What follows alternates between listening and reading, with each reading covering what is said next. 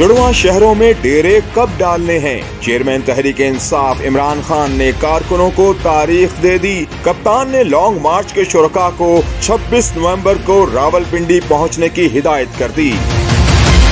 कौम को दावत दे रहा हूं कि आपने आना है पिंडी। आपने पिंडी आना है 26 तारीख को, हफ्ते को 1 और 2 के बीच में आपने पूरी कोशिश करनी है पहुंचने की। इमरान खान ने आखिर 26 नवंबर की तारीख क्यों दी? एंकर पर्सन इमरान रियाज और कप्तान के अहम खिलाड़ी इमरान रियाज ने गोल मोल अंदाज में वजह बता दी।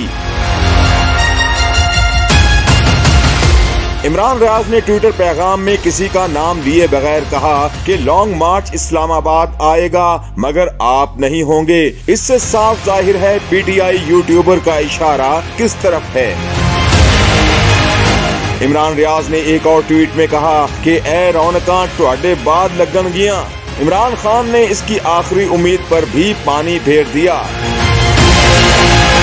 इमरान रियाज की ट्वीट से वाज़ेह है इमरान खान ने 26 नवंबर को इस्लामाबाद पहुंचने का प्लान क्यों बनाया, लेकिन इसका क्या मकसद है और वो अब क्या करना चाहते हैं, आइंदा हफ्ते सब सामने आ जाएगा।